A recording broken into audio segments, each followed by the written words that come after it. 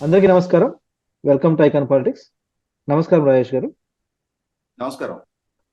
Sir, టీడీపీలో ఒక వెలిగి ముఖ్యంగా ప్రకాశం టైగర్ లాగా ఉన్న వాళ్ళు తర్వాత ఆ, ఒక కాన్స్టిట్యున్సీలో గత 25 ఏళ్ళుగా టీడీపీని గెలిపిస్తున్న నాయకులు అక్కడి నుంచి ఆ పార్టీని వదిలేసి వేరే పార్టీలకు వెళ్ళారు. అధికారం అంటే ఇప్పుడు గాలి ఎటువైపు ఉందని చెప్పేసి గెలిచిన తర్వాత అటువైపు వెళ్ళిపోయారు. వాళ్ళు చాలా మందికి ఇప్పుడు సీట్లు మాక్సిమం లేనట్టే. ఇప్పుడు వాళ్ళ పరిస్థితి ఏంటి? ఇంక రాజకీయంగా సమాధి అని అనుకోవాలా? ఎందుకంటే ఉన్న వాళ్ళకే సీట్లు లేవు. ఉన్న వాళ్ళనే అక్కడ ఇక్కడ తిప్పుతున్నారు, ట్రాన్స్ఫర్లు చేస్తున్నారు, లేదంటే ఇక ఏదో ఏదో చెప్పేసి సర్దుకోమని చెప్పేస్తున్నారు. ఇంకా ఇలాంటి వాళ్ళ పరిస్థితి ఇంకా రాజకీయంగా సమాధి అని అనుకోవచ్చా వీళ్ళని? వీళ్ళు రెండు అసలు ఏ పార్టీలో లేనట్టే కదా వీళ్ళు. ఇంకా కాస్త మీరు విశ్లేషణ చెప్పండి సార్. మీరు ప్రస్తావించినట్టు తెలుగుదేశం పార్టీలో గెలిచి వాళ్ళ వైసీపీ పార్టీలో జాయిన్ అయిన 4 శాసనసభ్యులు ఉన్నది వాస్తవం. అంటే అధికారికంగా వైసీపీ కండువా కప్పుకోకున్నా వాళ్ళు వైసీపీ పార్టీ అధికారిక సమావేశాల్లో అంటే ముఖ్యమంత్రి గారి అధ్యక్షతన జరుగుతున్న వైసీపీ లెజిస్లేచర్ పార్టీ సమావేశాల్లో కూడా వాళ్ళు బాహాటంగానే పాల్గొంటూ ఉన్నారు. అంటే వైసీపీ పార్టీ లెజిస్లేచర్‌లో అంతర్భాగంగానే వాళ్ళు కొనసాగుతా ఉన్నారు. ఇది వాళ్ళకి మెడలో కండువా కప్పుకోకపోయినా కూడా అదే ధృవీకరిస్తా ఉంది వాళ్ళు వైసీపీ పార్టీతో సేల్ అవుతున్న వాస్తవాన్ని. ఇటువంటి నేపథ్యంలో మీరు ఒకసారి గతం గుర్తు చేసుకోండి. 2019 ఎన్నికలకు ముందు జగన్మోహన్ రెడ్డి గారి శాసనసభ్యులు సుదీర్ఘకాలం అసెంబ్లీలోకి పాల్గొనకుండా సమావేశాలు బహిష్కరించారు. ఎందుకయ్యా అనంటే స్పీకర్ హోదాలో ఉన్న కోడెల శివప్రసాద్ గారు తెలుగు వైసీపీ పార్టీ నుంచి తెలుగుదేశం పార్టీలోకి ఫిరాయించిన 23 శాసనసభ్యుల అనర్హత పిటిషన్ పరిగణలోకి తీసుకోవట్లేదు కాబట్టి, వాళ్ళని డిస్‌క్వాలిఫై చేయటానికి మేము ఇచ్చిన పిటిషన్‌ని కన్సిడరేషన్‌లోకి తీసుకోవట్లేదు కాబట్టి, మేము నిరసనగా అసెంబ్లీని బాయ్కాట్ చేస్తున్నాం అని చెప్పని ప్రకటించి, వాళ్ళు జగన్మోహన్ రెడ్డి గారి పాదయాత్రలో మమేకమై ఉంటే, ఆ శ్రేణులు, ఆ ఎమ్మెల్యేలు కూడా జగన్మోహన్ రెడ్డి గారి వెనక ర్యాలీ అయ్యారు తప్ప అసెంబ్లీకి హాజరు కాల. కానీ జీతభత్యాలు మాత్రం టెన్షన్‌గా తీసుకున్నారు.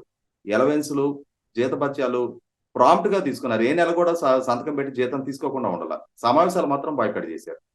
అంటే ఆ రోజు ఏమనుకున్నారంటే, ఓహో! జగన్మోహన్ రెడ్డి గారి పార్టీ ఫిరాయింపుల పట్ల ఇంత సీరియస్‌గా ఉన్నారు కాబట్టి, రేపటి రోజు తాను గనక అధికారంలోకొస్తే ఇటువంటి సాంప్రదాయాన్ని ఆయన కొనసాగించరు, ప్రోత్సహించరు అని చెప్పని అందరూ అనుకున్నారు. కానీ ఆయన అధికార బాధ్యతలు చేపట్టిన వెంటనే ఆ సాంప్రదాయాన్ని అంటే ఆయన ప్రతిపక్ష నాయకుడిగా ఉన్న రోజు ప్రవచించిన సిద్ధాంతాలని సూత్రీకరించిన నీతి నియమాల్ని గాలికొదిలేసి తెలుగుదేశం పార్టీలో ఫిరాయింపులను ప్రోత్సహించింది వాస్తవం. ఒక రకంగా ఆయన చంద్రబాబు నాయుడు గారికి ప్రధాన ప్రతిపక్ష హోదా లేకుండా చేయాలనే లక్ష్యంతోటి అంటే వాళ్ళ సంఖ్యాబలం మరింతగా తగ్గించిన పక్షంలో 1/10 షేరు సభలో సంఖ్యాబలం లేక చంద్రబాబు నాయుడు గారు ప్రధాన ప్రతిపక్ష హోదా కూడా కోల్పోతారు అని చెప్పని ఒక కుట్రపూరితంగా కూడా వ్యవహరించిన తీరు చూసాం మనం. కానీ ఆ నలుగురు శాసనసభ్యులు మాత్రం ఫిరాయించి ఉండటంతోటి ఆ సరిపోను సంఖ్యాబలం ఉండటంతోటి జగన్మోహన్ రెడ్డి గారి వ్యూహం ఫలించల.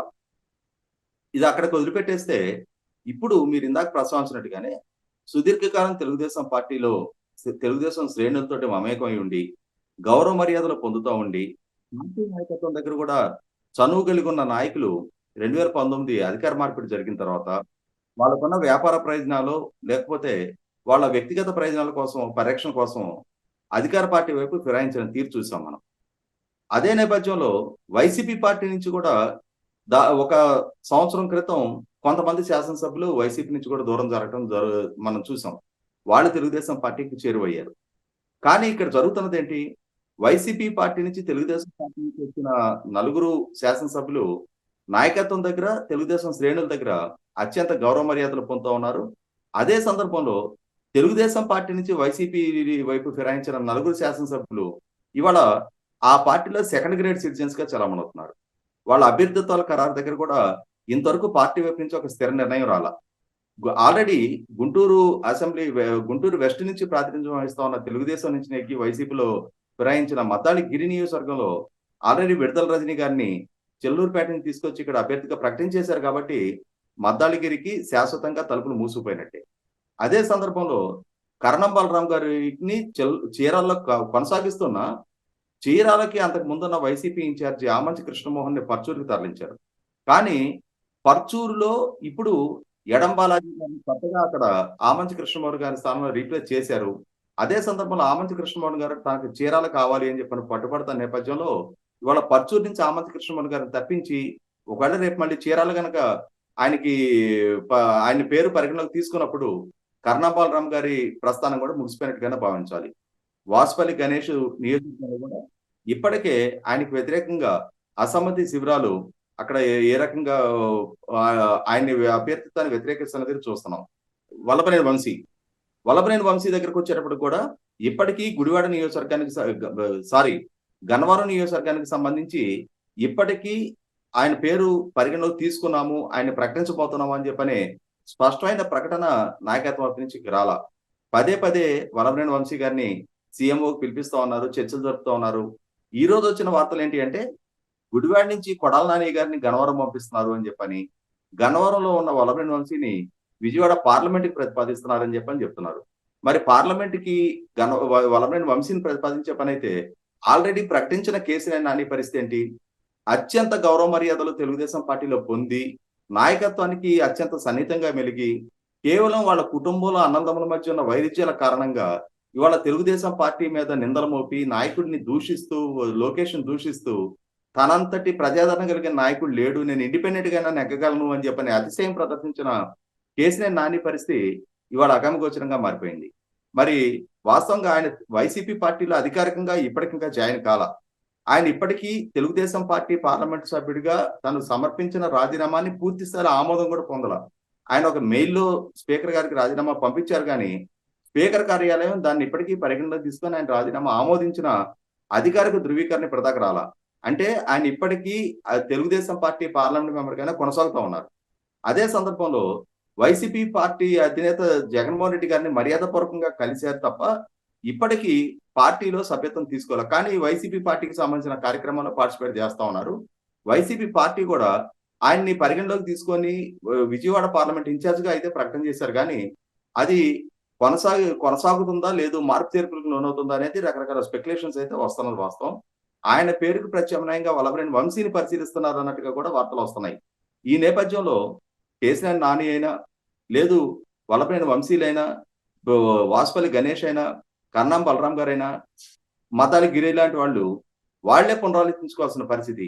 తెలుగుదేశం పార్టీ కార్యకర్తల రెక్కల కష్టం మీద తెలుగుదేశం పార్టీలో పొందిన ఎమోషనల్ కనెక్టివిటీని కాదు అనుకొని దశాబ్దాల పాటు ఆ పార్టీతో అనుబంధాన్ని తెంపుకొని వాళ్ళ వైసీపీ పార్టీలోకి వెళ్ళి వాళ్ళు సాధించింది ఏంటి? ఇవాళ ప్రజల నుంచి దూరం అయ్యారు, శ్రేణుల నుంచి దూరం అయ్యారు, గౌరవ మర్యాదలు పోగొట్టుకున్నారు.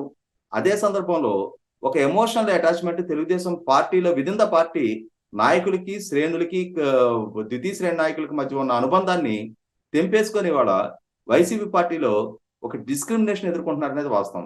ఓ వివక్షకు గురవుతున్నారు. ఆ పార్టీలో మొదటి నుంచి జగన్మోహన్ రెడ్డి గారికి లాయల్ గా ఉన్న ఆల రామకృష్ణారెడ్డి, కాపు రామచంద్రారెడ్డి వంటి వాళ్ళే దూరం జరుగుతున్న నేపథ్యంలో, జంగా కృష్ణమూర్తి గారు, పార్థసారథి గారు వంటి వాళ్ళే దూరం జరుగుతున్న నేపథ్యంలో, ముఖ్యంగా దళిత బలహీన వర్గాలకు సంబంధించిన శాసనసభ్యులు జగన్మోహన్ రెడ్డి గారి మీద డైరెక్ట్ గా నింద మోపి ఇవాళ పార్టీ నుంచి ఎడమవుతున్న నేపథ్యంలో ఇవాళ తెలుగుదేశం పార్టీ నుంచి వైసీపీ పార్టీలో వీళ్ళ స్థానాన్ని సుస్థిరం చేసుకుందామని అనుకున్నా కానీ అక్కడున్న జగన్మోహన్ రెడ్డి గారి సహజ శైలికి అనుగుణంగానే ఆయన ఎవరి పట్ల ఆయన పట్ల ఎంత లాయల్టీ చూపించినా దాన్ని పరిగణలోకి తీసుకోకుండా ఎంతమంది అభ్యర్థిత్వాలు అయితే వాళ్ళు నిరాకరిస్తా ఉన్నారో అదే విధంగా వీళ్ళని కూడా పరిగణలోకి తీసుకుంటా ఉన్నారు. వీళ్ళ మూలాలు మర్చిపోయి తెలుగుదేశం కార్యకర్తల రెక్కల కష్టం మీద నెగ్గామనే అంశాన్నే విస్మరించి అదేదో వీళ్ళ ఘనతగా భావించి పార్టీ మీద శ్రేణుల మీద నిందలు మోపారు. మరీ ముఖ్యంగా వల్లభనేని వంశీ తెలుగుదేశం గన్నవరం కార్యాలయాన్ని తగలబెట్టించిన తీరు 100% ఆక్షేపణీయం.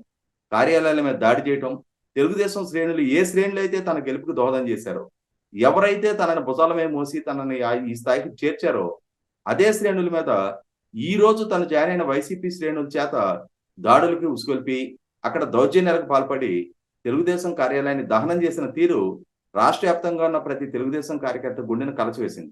ఇటువంటి నేపథ్యంలో తగిన శాస్తి వాళ్ళ స్వయంకృత అపరాధంతో వాళ్ళకి వాళ్లే తగిన శాస్తి చేసుకున్నట్టయింది. ఇవాళ జగన్మోహన్ రెడ్డి గారిని నమ్మి ఆ పంచన చేరి ఇవాళ వాళ్లే నిరాధారణకు గురవుతున్నారు అని చెప్పిన భావన సగటు తెలుగుదేశం కార్యకర్త నుంచి కూడా వ్యక్తం అవుతోంది అనేది వాస్తవం.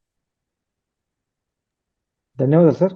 వీళ్ళందరూ మరి ప్రజలు ఇలాంటి వాళ్ళకి బుద్ధి చెప్పేసి పూర్తిగా వీళ్ళకి రాజకీయ భవిష్యత్తు లేకుండా చేయాలని చెప్పేసి. ఎందుకంటే ఎన్నో ఏళ్ళుగా వీళ్ళకి పార్టీ ఎన్నో ఆ, పదవులు ఇచ్చినా కూడా, ఎన్నో చేసినా కూడా, మరి అది కష్ట సమయంలో పార్టీని వదిలేసి ఫిరాయింపులు చేసి పార్టీని ఇబ్బంది పెట్టడం అనేది తెలుగుదేశం శ్రేణులు ఎట్టి పరిస్థితుల్లో జీర్ణించుకోలేకపోతున్నారు. వీరికి పూర్తిగా రాజకీయ ఆ, ముగింపు పలకాలని చెప్పేసి ఆశిద్దామని. ధన్యవాదాలు సార్.